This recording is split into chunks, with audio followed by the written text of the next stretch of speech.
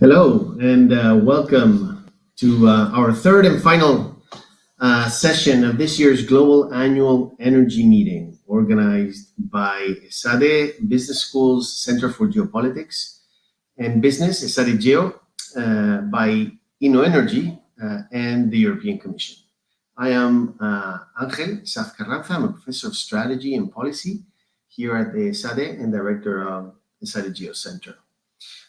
So today we're going to be talking about the external dimension of the Fit for 55 package, EU global leadership through CBAM, or the Carbon Border Adjustment Mechanism. So we will be focusing in particular on the Carbon Border Adjustment Mechanism, the CBAM, and how different parts of the world might be affected by it and react to it. So let me introduce and give you a little bit of a background on what the Carbon Border Adjustment Mechanism is. So the EU Green Deal is an ambitious policy that aims at making the EU climate neutral by mid-century. The current Fit for 55 package aims at reaching a reduction of 55% of the EU's emissions as compared to 1990, reductions of 55% by 2030. This policy, which is necessary for addressing climate change, however, can be costly in many senses, in particular to the European Union industry. So the CBAM, this mechanism, what it tries to do is try to avoid the phenomenon known as carbon leakage, where businesses transfer their production from a highly constrained emissions regulatory environment, as the one the EU is and will become even more so, to countries with less and more lenient emissions regulatory environment.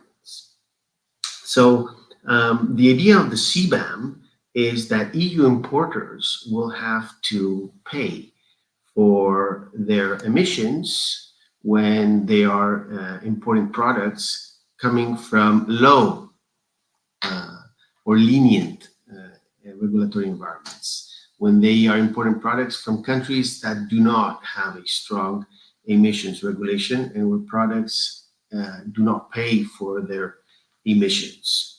In the case imports are coming from countries which already have a carbon emissions pricing system, then they will not have to pay that border adjustment tax. The plan so far is, or the plan that's being discussed right now in the Parliament and the Council, for a carbon border adjustment mechanism, is that it shall start being put in place by 2023 and will be only a reporting or will only entail reporting obligations until 2025. From 2026, it should be already in place, and by 2035, it wants to cover the most of the economy. In fact, initially in this trial or reporting period of 2023 to 2025, at the beginning of the implementation, 2026, it will cover 5 industries: iron and steel, cement, fertilizer, aluminum, and electricity generation.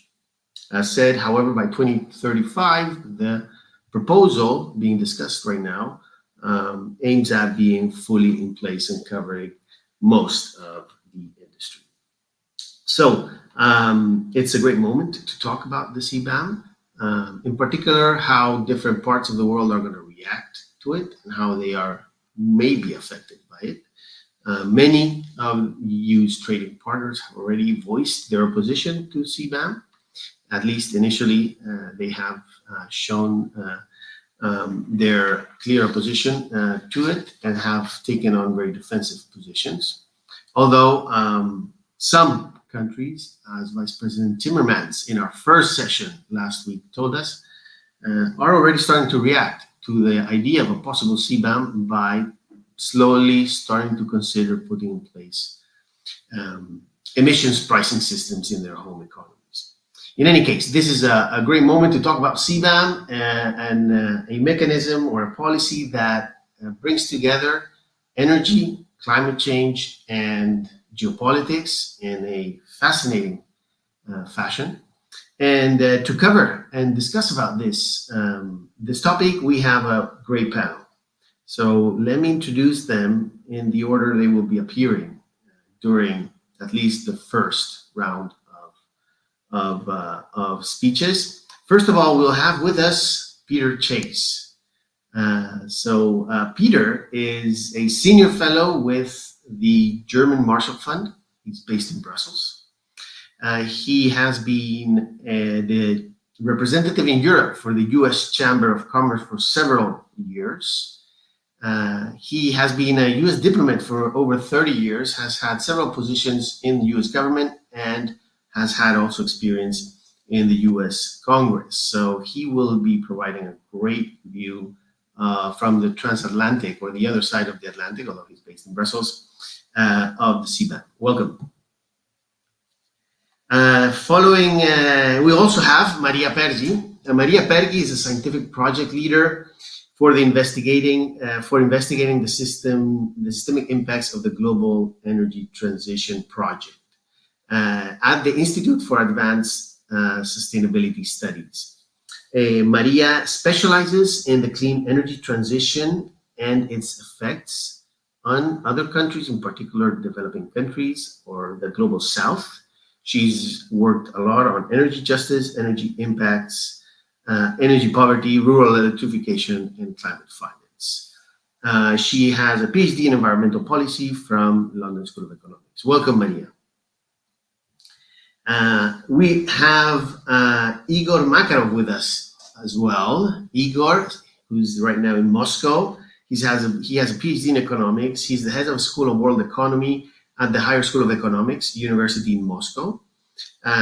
He directs the Laboratory for Climate Change Economics.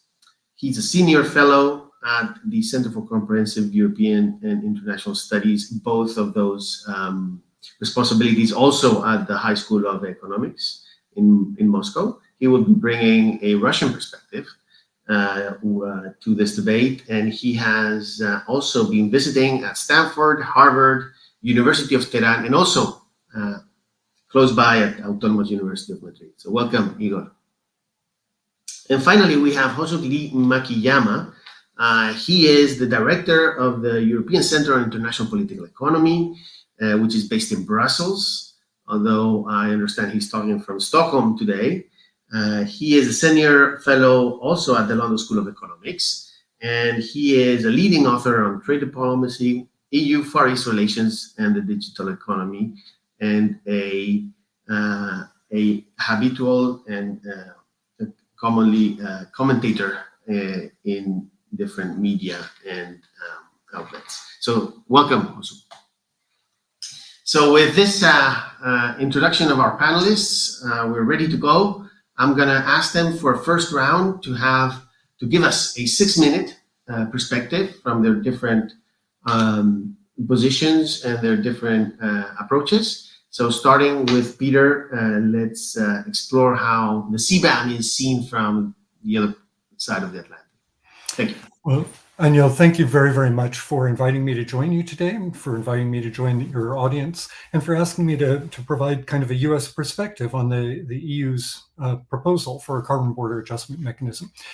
You know, one of the things that I think is really important to bear in mind is that the European Commission and the European Union is actually taking its ambitions and putting it into law and what it means.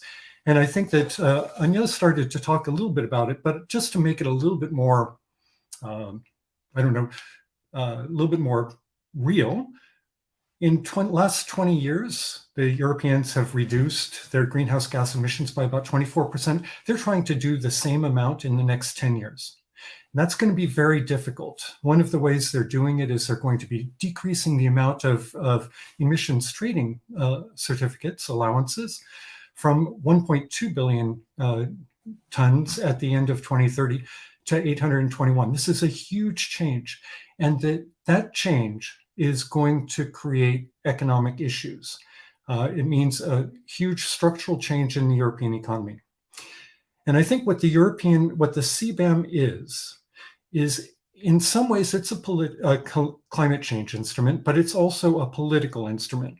It's a way of telling the industries that are energy intensive and trade exposed that there's going to be some protection for them as the European Union is trying to do this. I think that the EU in doing this is they've got their climate ambitions, they've got domestic political concerns, and of course they've got trade concerns. And that's where the rest of the world, including the United States, comes into this. I think that most Americans understand that this tension exists. And that's certainly true under the Biden administration. The Biden administration, when it came into office, stated in its trade agenda, which was published in March of last year, that the first thing they want to do is deal with COVID. Second thing is they want a worker-centric trade policy. But the third issue was already environment and climate sustainability. So this is high on the agenda of the administration. And in that agenda, they already mentioned that the possibility is there to have a carbon border adjustment mechanism in the United States as well. So although former Secretary of State Kerry, now the major trade diplomat or the climate diplomat for the United States, he expressed a little bit of skepticism about the CBAM proposal when it came out in July. But I think since then you've seen quite a big change. One of the reasons for the change is, and it's really important to note that of the products that are being covered, so I think these were mentioned: electricity, steel and aluminum, cement, fertilizer, and whatever the other one is. Of those, the US is a teeny weeny supplier to Europe. So we're not affected the way other countries, including Russia in particular, is affected by this. And I think that that's made one bit of the difference in terms of moderating and modulating the US response. The second thing I think is that there is an appreciation by a lot of people in the United States that the European Union tried very hard to make their proposed CBAM as consistent as they possibly could with the with WTO law. We'll get to that in a second. During the Q&A, I'm sure, I think Hosuka is going to talk a little bit about this. But I think that there is something more. The administration, as you know, they inherited some interesting trade policies from Mr. Trump, including the tariffs that were placed on imports of steel and aluminum from the European Union, as well as the rest of the world, for, quote, national security reasons. The administration has changed that. And at the end of October of last year, they reached a deal with the European Union where they got rid of those tariffs that had been imposed by the Trump administration.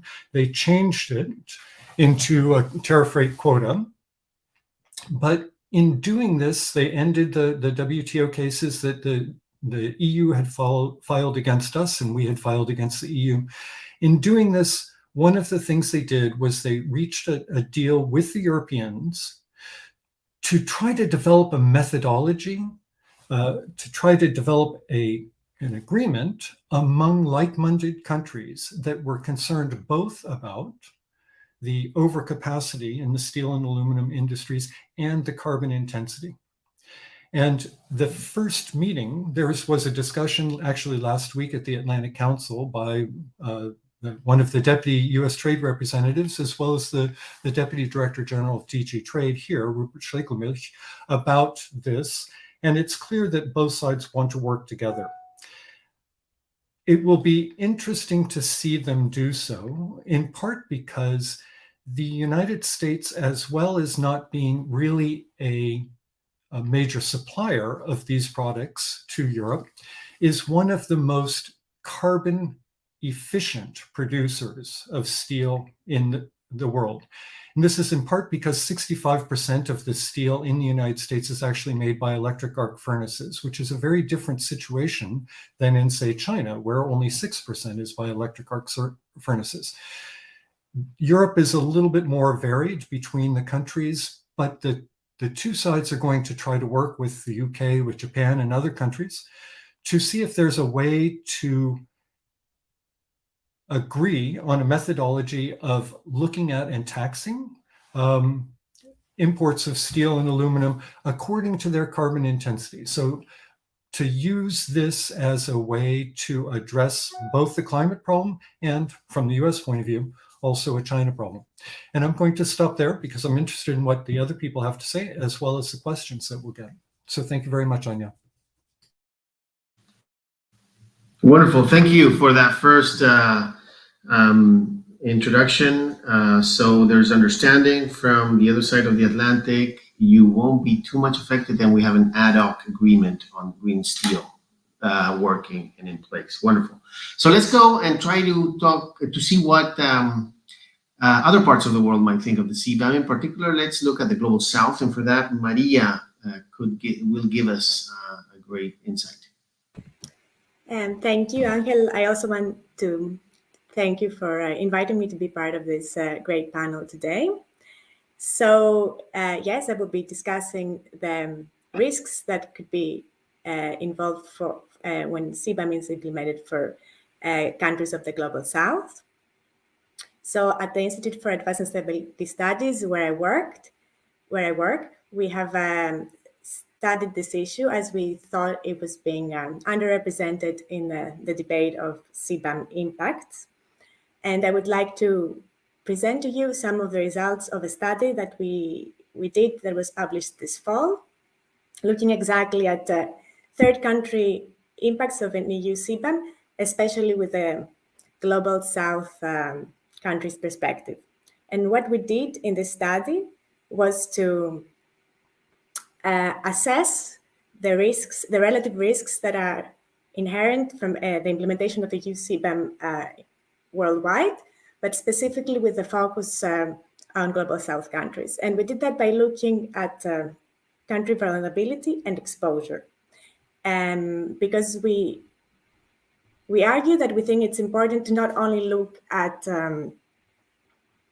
a country's trade with the EU, but also how able it will be to adapt to such a policy by, for example, changing its trading patterns and decarbonizing and being able to verify its emissions. So, so what we did in the study was, sorry, just a second.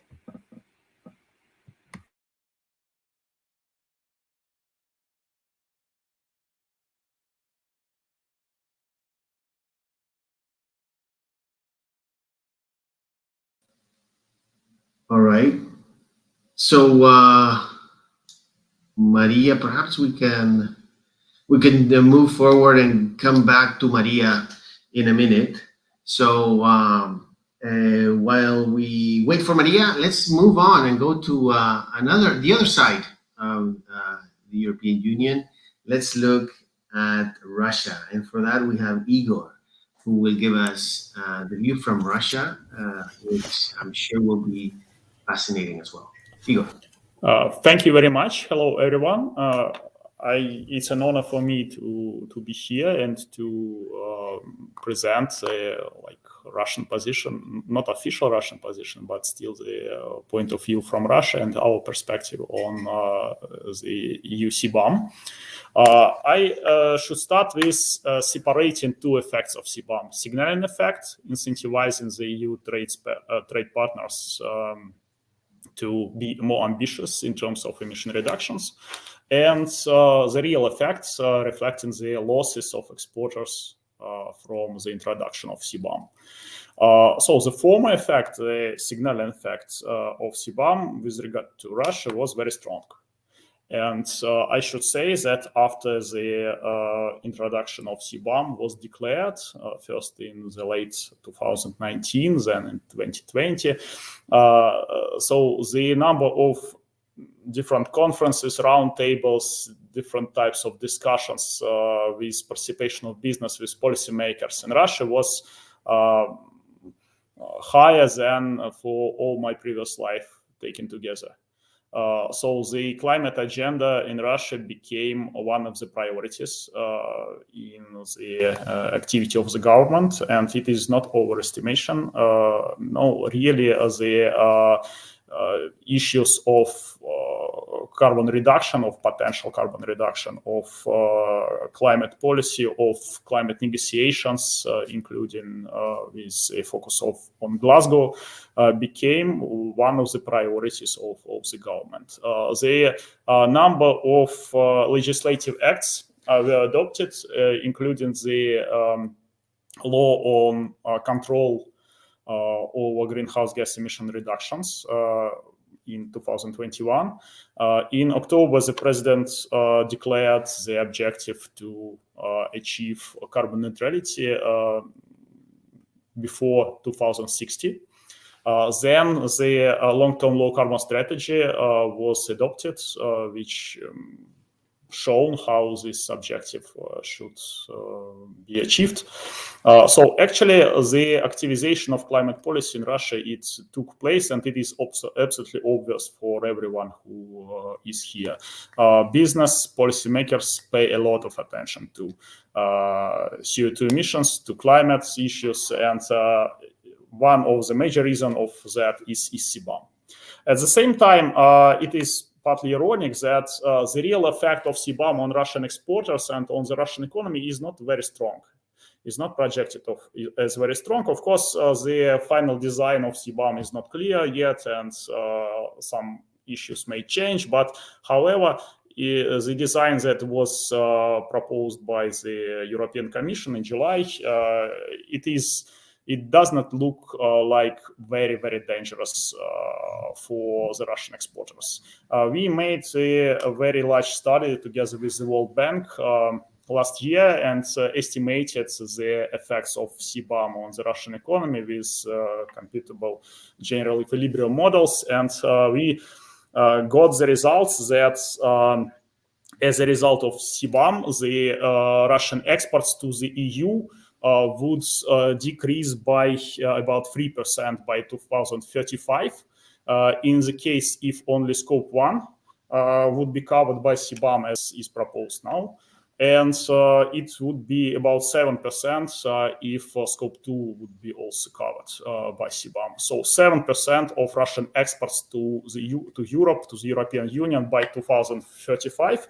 It sounds not a small figure, but actually part of its exports would be compensated by the rise of exports to other jurisdictions. So there are opportunity of redistribution of trade flows. So the real effect, the real loss of exports would be much less than even this loss of exports to CBAM. Moreover, I should say that many companies which export the goods which are covered by CBAM to the European Union, they are not quite carbon intensive. For example, Russian aluminium is one of the least carbon intensive in the world. Iron and steel is not very is really carbon intensive in Russia, but however, those companies which export iron and steel to the European Union, their capacities are less carbon intensive than countries' average, and in principle, they are comparable with, in terms of carbon intensity, with European producers. So there should not be huge losses even in iron and steel, and the same is fertilizers. Moreover, I expect that many companies would use the reshuffling strategy, so they would redistribute the least carbon intensive trade flows to the European Union while keeping more carbon intensive production for the domestic market, which is in principle is possible under CBAM regulation. So the real effect of CBAM on the Russian exports would be tremendous. It wouldn't be the tragedy for the Russian economy, and Russian companies now understand it and take it much easier than initially when there was a panic among Russian business. At the same time, I should say that it is highly unlikely that CBAM would incentivize Russia to introduce carbon price in coming years.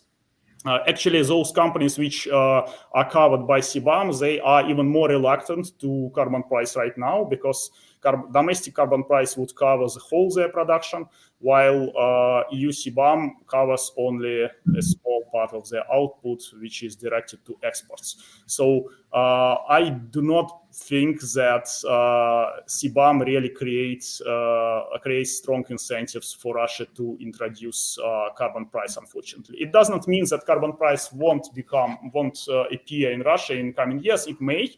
Actually, it is discussed, but it is discussed not in context of CBAM, because nowadays there is understanding that the losses are not very serious, but it is discussed in the context of general decarbonization globally.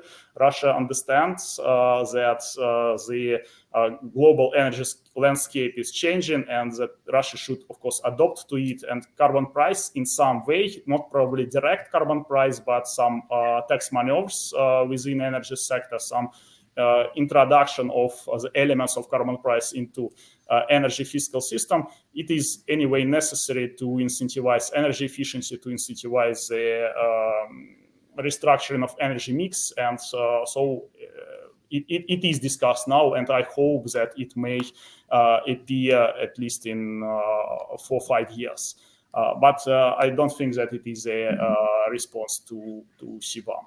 And the final issue I want to say is that my actually first claim for CBAM, and my major claim, is that unfortunately it creates one more point of confrontation between Russia and the European Union.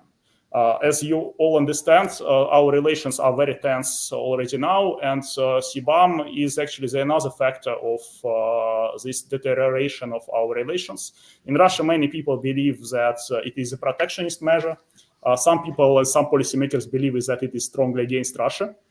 Some people believe that it is just a way of protectionism of the European enterprises and so on. So I don't want to discuss whether these arguments are true or not. So this is a matter of communication. Many people do not understand in Russia for which reason CBAM is introduced. They do not understand that it is for coping with carbon leakage. But however, it is a fact that unfortunately this is an element of confrontation rather than cooperation. I think that Russia and the European Union have so many opportunities for cooperation in the area of climate change that at least CBAM should be supplemented by other instruments and by other channels which are more constructive and more positive in terms of our relationship in the future. Probably I may discuss it later within the Q&A session.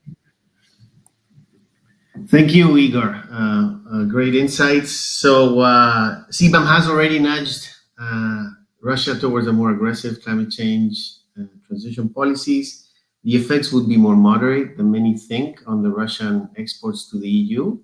And unfortunately, CBAM might be another point of conflict. Those are, at least for me, great takeaways. So let's move on. Let's move on to Hosuk. Hosuk, we've asked him to give us a more broader view of geographically and also in terms of themes of how he sees the external implications of CBAM. Hosuk, thank you.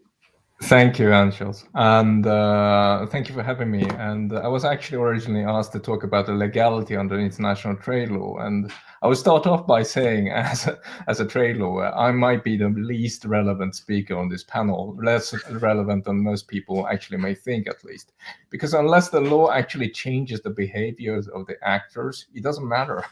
If EU is found to be violating its WTO commitment, but we can't expect any compliance, or if our counterparts seek to remedy the situation by other means than litigation, actually, this is one of the occasions where you might frankly say that politics transcend above the public international law. So, but I will, for the sake of the argument, lay out some of the argument that we might hear during a WTO dispute or running up to the the discussion and the negotiation of the CBAM package, because as we know, during the legislation process, third countries will have expressed their opinions very loudly about what they think about it. For a start, I think that most WTO members will argue that the CBAM is a violation of the most basic principle of GATT, which is that it's a violation of most favored nation principle, because it's a discrimination based on the original of ton. And you would very easily argue that 1 ton of a steel is pretty much indistinguishable from 1 ton of steel from Europe, or anywhere else for that matter. And even the most administrative requirement is actually, in the third country view, an unfair advantage that has been conferred to domestic producers. We are exempting some countries that are linked to ETS, and that could be argued as arbitrary. And for countries that emissions intensity that cannot be calculated, we have said that we will base that on the worst performing 10% in the EU, which is probably some regions in Poland and Bulgaria, and which could be deemed as really unfair. And also, we cannot, this actually goes 2 ways, because we cannot exempt certain countries without actually running off all of this principle. For example, we have a green alliance with Japan, but this is actually not a legal basis for exempting Japan from CBAM in the light of the WTO. Another dimension that will be argued by the complainant is the question of national treatment. According to the WTO commitments, EU has committed to treat other like products similarly to the domestic. And even the domestic ETS system creates certain small exceptions for example, for smaller installations, whereas CBAM does not. And there are minor administrative requirements, for example, like information requirement that must be filed every quarter. That does not need to be done for the domestic players. And these are relatively minor stuff, but in the end, you can very well argue that the national treatment is really not there. And for the developing countries, you can in addition argue that this is a form of an import license, because you actually need to register each country. And if you're going to have an import licensing scheme, you really need to take into account the developing country aspects and the financial and the trading needs of the developing countries. And that's really a hard requirement. But the defense, it will be that EU will amount is going to be really strong, which is that this is actually not a like product, because it really depends on the process and the production method, on how that steel is actually made. And these are legitimate reasons for distinguish between 1 ton of, at prima facie, very similar products. And it will also argue that it's a measure that is primarily aimed at protecting human health or conserving the environment, or even the public morals. The EU citizens demand this. And this has been a very effective way of getting out of WTO commitments. To which, as a counter-argument, the complainant may argue that, look, this is not really necessary to achieve those objectives. And in fact, this is some form of disguised restrictions. And there has been a number of statements, for example, from the highest office of the land, that has claimed that these measures are necessary in order to level the playing field, which is actually speaking against the EU in this case. And there's also a couple of sentences that has been submitted by the European Commission that the evidence of a carbon leakage is really inconclusive. In other words, the complainant may very simply argue that you are trying to fix a problem that you can't even prove that exists. Now, this is going to be a highly politicized case, and in effect, as we know from all WTO disputes, EU have an upper hand because we have a bigger influence on the WTO than most other countries. But I would really want to come back to where I started the conversation by saying that litigation is really not the only options. Countries have different incentives to litigate and negotiate or retaliate. And these options are not necessarily mutually exclusive either. And I would here argue that the US-EU relationship, perhaps the least interesting one, but the transatlantic dimension have had different timings of, for example, the CBAM proposal have coincided with certain tension with the EU-US. So the action of the United States is primarily, I would say, leaning towards the negotiation dimension that Peter has mentioned. But some countries, for example, like Korea, China, UK, Ukraine, Canada, will be argued that they should be exempt from CBAM without necessarily being forced to be linked to the EU ETS system, and which EU demands. And if that fails, they could narrowly focus their case on the differential between their system and the EU ETS system. In other words, they don't want to pay the differential based on having one, but having an ETS system. But what happens to countries who don't have an ETS system is none of their concern. And here I would argue that China presents a very particular problem. For example, for the EU, recognizing and exempting China might actually defeat the whole purpose of CBAM. And China also happens to be in a group of countries that is actually better served by retaliating against the EU rather than trying to comply or trying to litigate. And some steel producer has simply more to gain from asking their home government for protection, in other words, retaliation, rather than asking their home governments to negotiate or litigate on their behalf. I mean, let's face it, CBAM exists on top of existing number of EU anti-dumping and safeguard measures. So getting rid of CBAM does not necessarily drastically change the level of openness that their export might enjoy. And as I said, United States, mainland China, Turkey are also very strongly incentivized to ask for protection because they are actually running a trade deficit against the EU on steel. And another factor that I would really like to remind people of, that the retaliation is likely to be asymmetrical. So, for example, they could impose a completely unrelated instrument and a completely unrelated product as a basis of retaliation against the EU, where the EU just happened to be very vulnerable. And here, the interest of Russia is particularly interesting, is because Russia is far less diversified than China and the US, and heavily concentrated on the EU and over-specialized in carbon-intensive products. And so, to wrap it up, a WTO dispute is extremely costly and legally uncertain, but I would argue that it's still very probable. But the question is, who raises the case? Very few people will do that in the interest of a general principle. Many will seek very specific outcomes, basically to exempt themselves, but not the others, in order to create a preferential margin. Developing countries have a special set of arguments because they have special rights under the WTO. Peter mentioned Mozambique, but South Africa, India, and Brazil have commercial interest as well as somewhat broader legal interest to bring a WTO case against the EU. But other countries, for example, Mozambique, as I previously mentioned, Botswana and Egypt, that has very strong vulnerability as EU, have strong interest but no previous experience in pursuing a WTO case. They actually never run a WTO case ever. So, in other words, regardless of what your politics are, it would be a mistake to look at it as a trade measure or even a trade law problem. Thank you so much.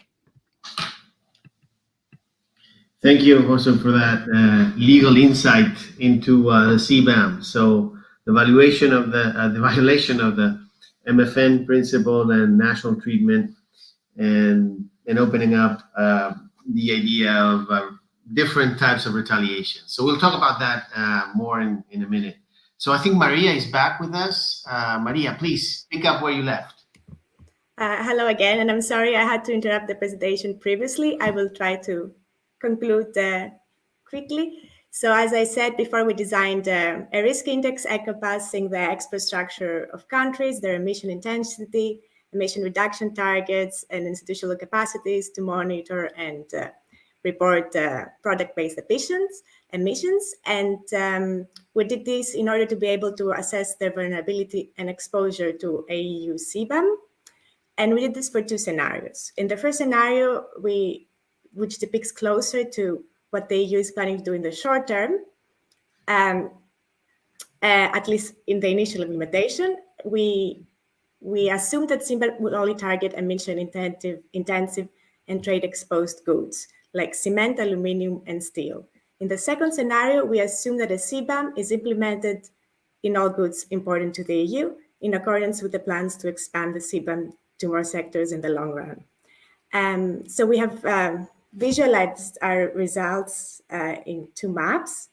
And if it's possible, I would like to share now the slides I had with the audience. You are sharing them, Maria. Okay, great.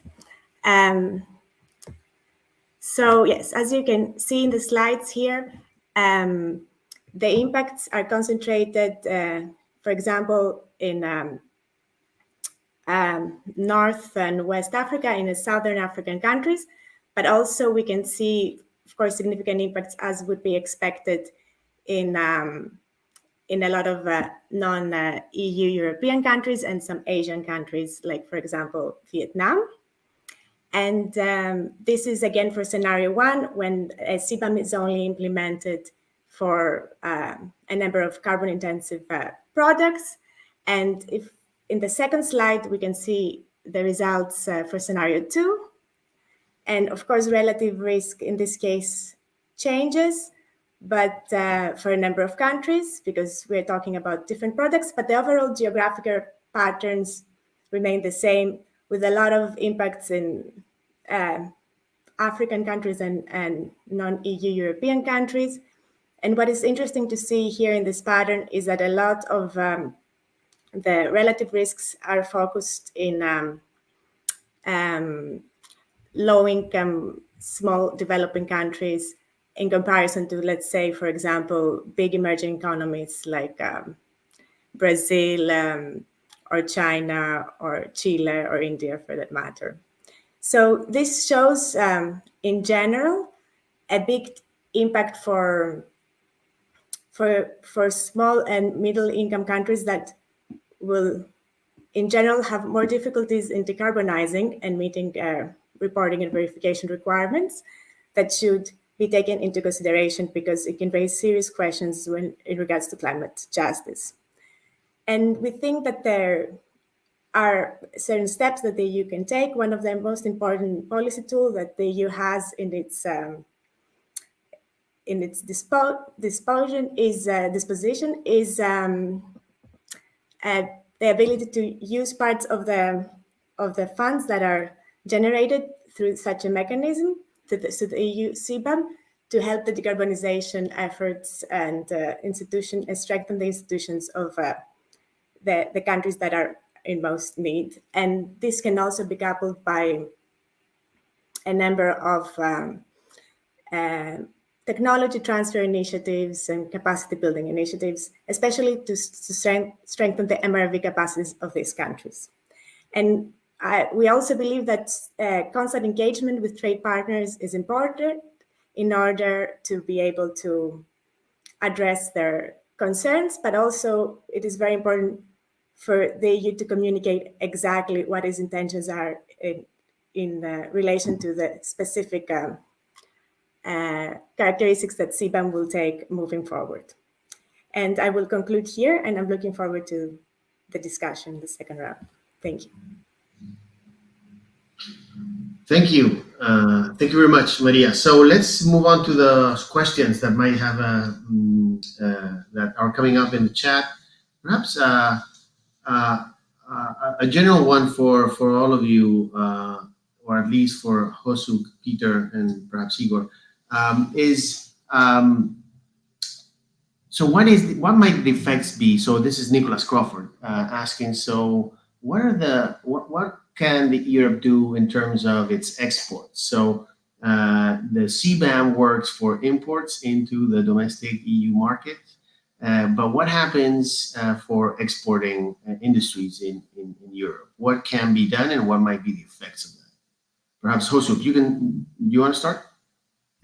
No, sure. I mean, I did speak about retaliation and the fact that several of the targeted countries of CBAM, or assumed targeted countries of CBAM, are actually running deficits on steel against Europe. And that basically means that they have more, actually stronger commercial incentive to ask for protection rather than asking for negotiation or litigation against against Europe. And this is a trend that we have seen overall across the board, I think, and this shouldn't be underestimated. And in addition, I did mention that just because, for example, we go after Russian steel does not necessarily mean that the Russians going to go after our steel. They can just as well go after agricultural products, or our champagne, or as it called, French sparkling white wine. If you follow that debate in Russia, it has been champagne has been deregistered as a geographic indication in Russia. Nice move, well played. And if that is the basic assumption, we can also look at the export competitiveness of Europe. And indeed, I mean, it is not so much CBAM, but ETS is a constraint on European export competitiveness, and this has been raised several times. And one of the things I think that the steel and aluminium industry has continued to raise is that they would like actually to deduct ETS, meaning if CBAM is really a border measure, that also means that if the consumption of the European steel takes place somewhere else, overseas, they should be entitled to be actually deduct the ETS. And this is the case, for example, if I look at another border measure, which is the VAT. If a European exporter exports a product from EU to a third country, they can actually deduct the VAT at the border if it's consumed abroad. And that's a fair and a reasonable logic, but at the same time, this will also be seen as an illegal export subsidy in the light of the WTO. And this is actually one real concrete case where Europe's policy space and the legal design of CBAM is really, really restricting what we can do. So it is painted, Europe has somewhat painted itself a little bit in a corner, but you could also argue that the political intention of this is, as we said, it's not necessarily to create an economic benefit, or it's not necessary to reflow some of these trade flows coming from abroad. You could actually look at it as a genuine environment measure. It's really a question about what your politics are. Thank you. So Peter, do you want to chip in there? And perhaps let me also add another element for you, precise, apart from this exports question. Do you envision other ad hoc agreements as a steel one between the US and the EU, as more sectors are included beyond steel in CBAM? Yeah, well, thank you very much. I think, Hosuk brought up a really interesting issue, which was the question about whether or not a CBAM is a tax being imposed on internal producers and something that can be offset for exports. There are definitely, in the debate here in Europe, there are some people who feel that that should be the case. But the Commission, I think, because it realizes that under WTO rules, it is a little bit exposed, it will need to use the exceptions that are environmental. It needs to make this as environmental a thing as possible, in which case it doesn't feel that it can use this VAT similarity in the export rebate. I think that one of the things that we've not really talked about, except when you made your initial comments, Anya, about the EU has only done this in the 4 key sectors that we were talking about, right? Iron and steel, aluminum, cement, and fertilizers. They've not done it in areas like chemicals. They've not done it in areas like glass and ceramics, in part because those are also very energy intensive, but they have more of a trade effect. And it's more difficult to say that you can identify what the carbon content of that is going to be, which I think gets to the question that you asked, will there be more issues? Right now, at least from the point of view of the US government, the focus is on steel and aluminum as issues where, frankly, the overcapacity problem is just as great as the problem of carbon intensity. And I think that the US government is thinking very much along those lines. There could be other places where people have carbon clubs, which is kind of the idea behind this. I don't think that will happen simply because it just takes a lot of time and effort, diplomatic effort, to put it together. Whereas in the steel area in particular, you already had work in the OECD that involved the G20 countries and all of the other major producers of steel. So it's easier, I think, really to build up a group. Whereas in chemicals, I think it's just much too diverse to do that. Thank you, Peter. So, Igor, there's also one question coming out from the chat for you, perhaps, which is the reshuffling, the idea of reshuffling, and therefore the overall net effect not being very relevant of CBAM. What do you think could be done in that respect? And or do you think that's inevitable and that's what's going to happen with Russia? Sorry. Yeah, as far as I understand, the proposal of the European Commission right now, reshuffling within the jurisdiction of the EU trade partner is in principle possible, and the European Union can't do anything with that, frankly speaking, because carbon intensity is measured only for exported goods, and if exported goods are less carbon intensive than the average for the country. So, and if the an exporting company may verify that this is less carbon intensive and it has such carbon intensity, so no problem with that. And so I think that it would be the strategy for some Russian companies, and actually it's may not be even some additional efforts, because most of Russian export capacities are much less carbon intensive already now than the average carbon intensity for the whole sector.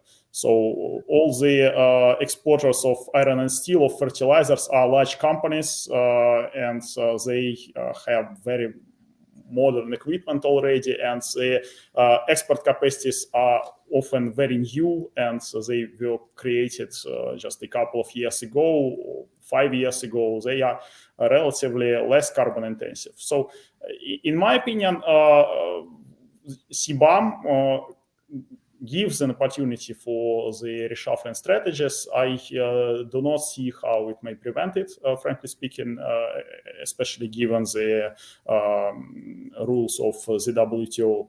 And I think that actually CBAM creates very limited incentives for trade partners to decarbonize. So this is my short response to that. Thank you. More questions are coming in. Let's see if we can have a full round of interventions before we end. Maria, there's one question related to how can the EU compensate for these less developed economies as they face CBAM, and does international aid, EU's international aid and development work, can it play a role there? Yes, certainly. I mean, as I discussed previously, we think that an important tool would be, since there will be revenue generated from this mechanism, would be to find ways to send it to channel it to countries that will not be able to, that are already receiving very low levels of climate finance due to a number of barriers, institutional barriers, but also, of course, investment risks that are in place in these countries. So in these countries, certainly, we can foresee the danger that the EU CBAM will not start an automatic response, an automatic process of decarbonization.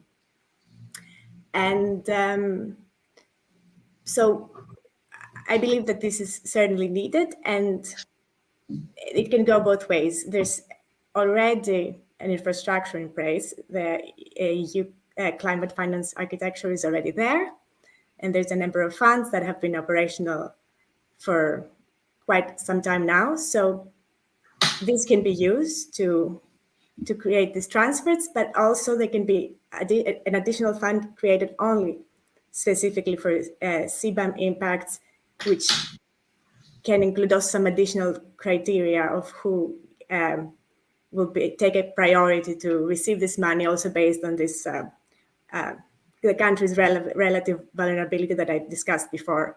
So it can go both ways. I think this is an important discussion that should be had, and there is no clear answer, but there is certainly infrastructure in place that can be used and knowledge that we can tap from this experience we've had the last years. Wonderful, thank you. Hosuk, two quick questions, hopefully. Do you think the anti-coercion instrument that has been proposed recently has anything to do with the logic of foreseeing some retaliation to CBAM in the near future? And given your evaluation of CBAM from a legal and political perspective, international political perspective, do you think it is worthwhile in any case, and it should be carried out? Well, I can answer the easy question, which is the last one. I'm only one of 500 million European citizens with the right to vote, and so my answer will just be one fraction of that answer, and so my personal subjective opinion on that question is perhaps less relevant. But what we can discuss, I mean, technically on this question is perhaps that it does create quite a lot of friction, and to which I'm sure that some countries will say that this is actually some form of economic coercion that has been imposed by Europe upon us. And indeed, I mean, there are WTO cases that was launched against United States that specifically actually said that WTO members cannot ask other countries to introduce similar or exactly identical measures in order to be exempt from fees and kind of sanctions and measures exactly like CBAM. So there are actually disputes, you could say even a precedence of these kind of behavior being deemed as inconsistent with international trade law. So I would even argue that it's not so much a question about coercion if other country retaliates. It's actually the question of other people seeing CBAM as a form of economic coercion, as a form of punishment for not being European enough. And you have to remember that the only way to actually be 100% exempt from CBAM is to not just have an ETS system, which, for example, China, Korea, and very soon Ukraine and Canada will have. But you also need to link the prices to the European prices. So that basically means, I mean, even for the UK, which has a higher ETS price than Europe at the moment, they will be subject to ETS, to CBAM, unless they actually manage to, unless they actually subjugate to European superiority, and which can be a very difficult thing to do in the UK at the moment. I'm not going to tell you whether that's wise or not, what the Britain has done, but that's completely out of the scope of this conversation. But we need to bear in mind that we have actually started a political process, and we probably need to follow it out all the way out. And retaliation must have been a part of that equation. We must have gamed it out. It cannot be a complete surprise that some countries will, of course, either negotiate or comply with CBAM and see that as a great incentive.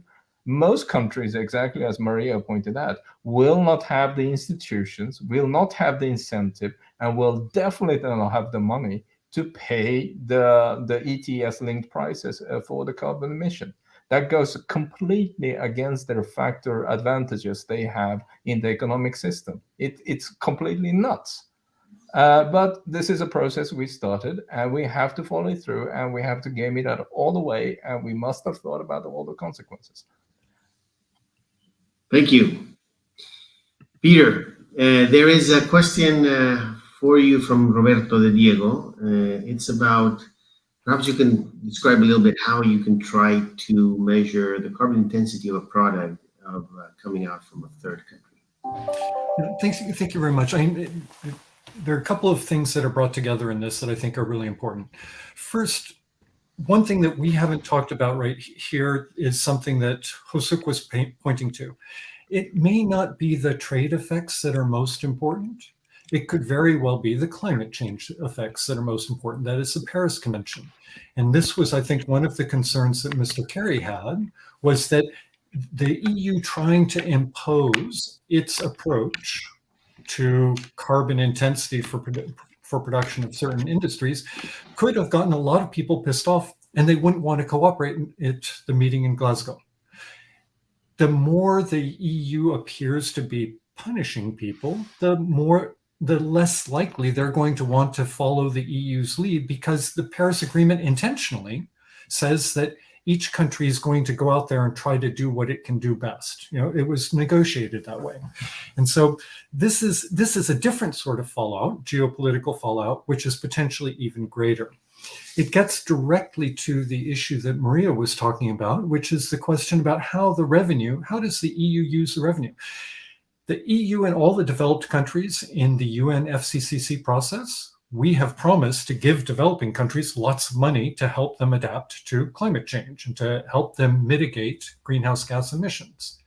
Now we're charging them and asking them to pay us, a developed country, the EU, the world's largest importer. It's now charging them. And should it give the money back? Does it put it in its own coffers? Which gets to the third question, the one that's just been asked here. You know, interestingly enough, I think that the Commission's impact assessment said that there are about 500 different plants that are exporting these products to the EU.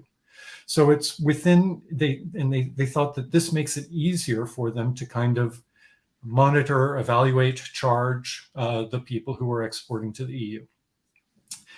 They put in a default, they've very cleverly tried to get away some of the national treatment issues that Hosuk raised by making this plant specific. So you don't just say, you're in Brazil, therefore you're going to be pay so much, but rather you're a plant in Brazil, you're producing this way. So they're making it plant specific, and Igor mentioned this, and that's what allows some of the resource shuffling, that the more efficient plants will be exporting to Europe.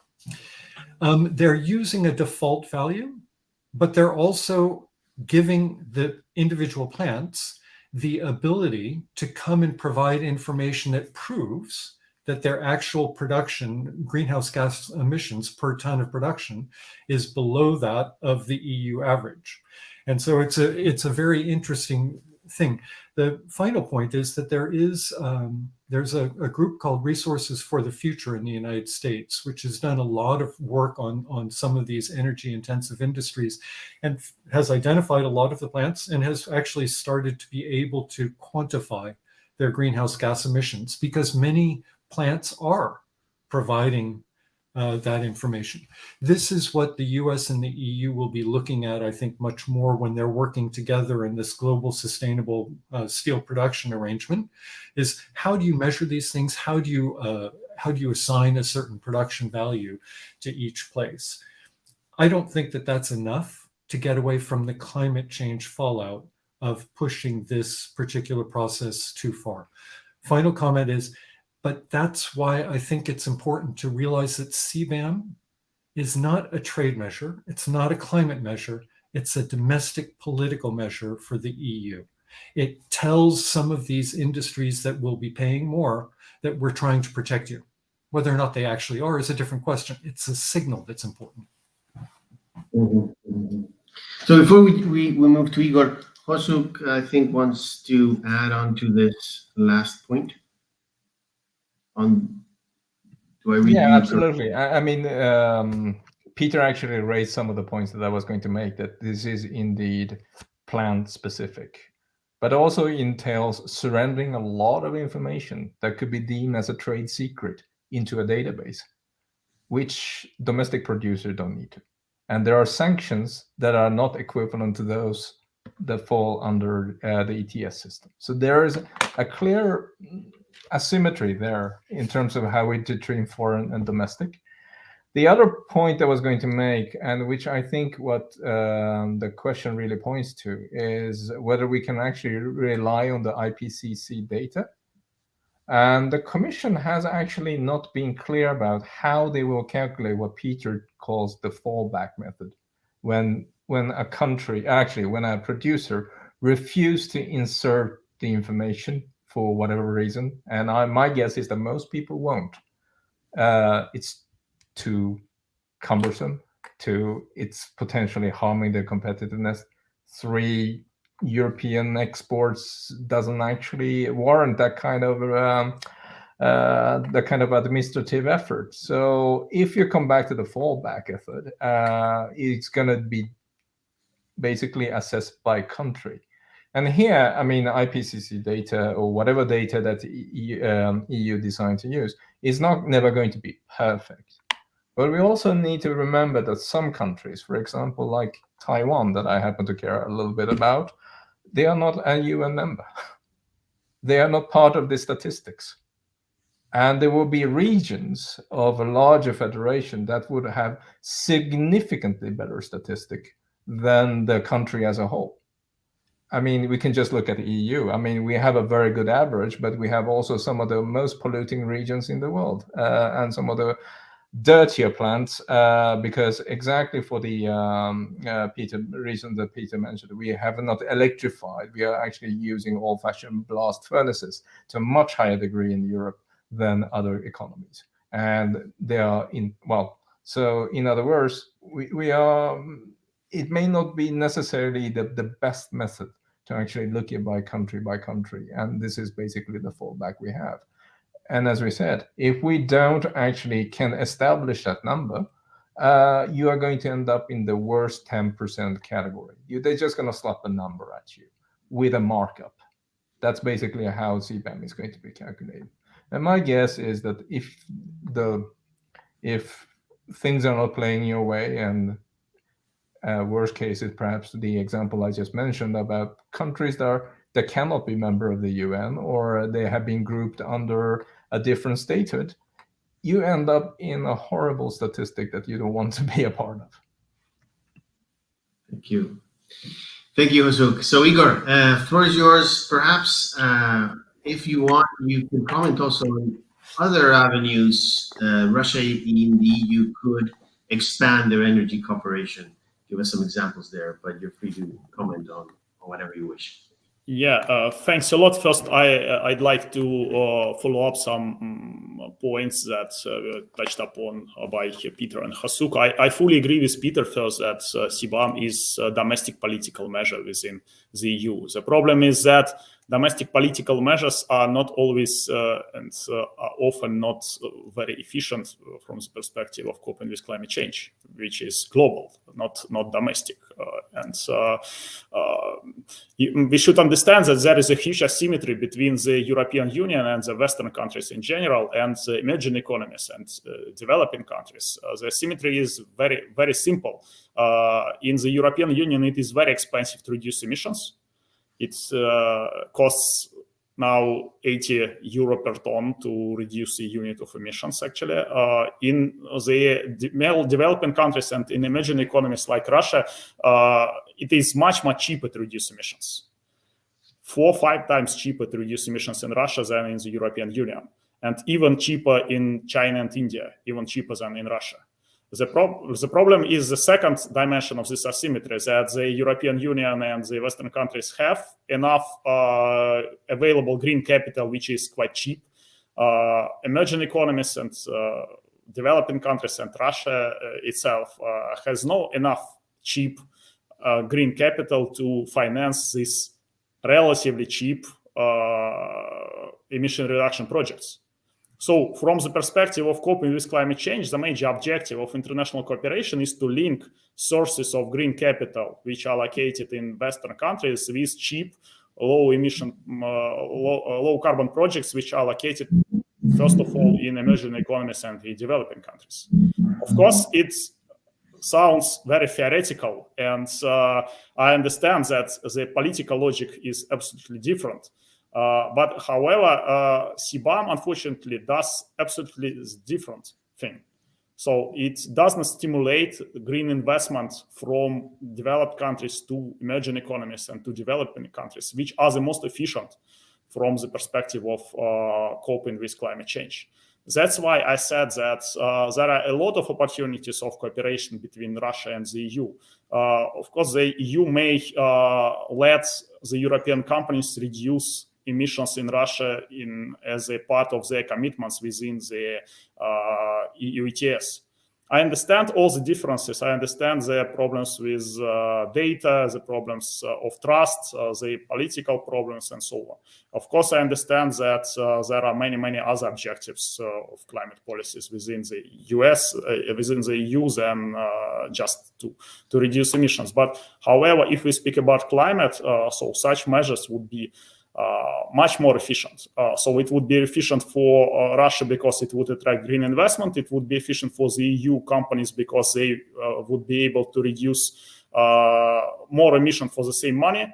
It would be better for the whole climate because it again reduces more emission for the lower cost. So let's think about these options.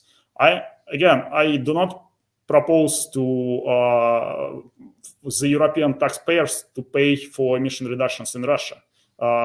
We may do it limitedly. We may do it for specific sectors. We may do it conditionally. For example, Russia should introduce carbon price, and after that, the European Union lets European companies to reduce emissions in Russia and take it into account within these commitments. But I think that we should move towards these options, and that would be much more fruitful from the perspective of climate change, much more fruitful for the perspective of Russia-EU relations and the relations of the European Union with other countries as well. And it is much more efficient from the global perspective. Anyway, so this was my short comment. And I will be happy to answer some questions if I have any for me specifically. Thank you, Igor. So unfortunately, we're out of time. Maria, you have 1 minute for perhaps a last comment if you want to share it with us. Yes, sure. Thank you. So basically, I just want to reiterate what has already been said, that currently the EU CBAM looks more like a political tool for the EU. This has to change. If it is to become a tool to fight climate change, it needs to take into consideration also how to steps going forward, how to ensure that decarbonization is also incentivizing trading partners, and especially in global south countries that don't have the means to undertake these initiatives. Thank you. So thank you. I want to thank all the panelists for their time. I know they're very scarce in time, but it has been an honor to listen to all of you. I think we've very synthetically done a quick tour of some of the major external effects and challenges that CBAM might encounter, might generate in the near future. I think we all have seen how complex yet relevant this will be. So thank you very much all for making time for us. This is the last session of the 3-part annual meeting. We were supposed to hold this in a face-to-face format. Unfortunately, Omicron changed those plans. Overall, I think we've had a phenomenal set of speakers, starting from the Vice President of the Commission all the way to today, our panel today, experts on CBAM. Our sessions are going to be all available online through our YouTube channel, Esade YouTube channel. And with this, I just want to finish off by thanking the European Commission, who has supported us in our 10th annual meeting, and of course InnoEnergy, the joint European Institute of Technology funded joint venture specialized in energy transition technologies, for their continuous support in these 10 editions. Thank you very much all for watching, and hope to see you soon in person or virtually. And thank you.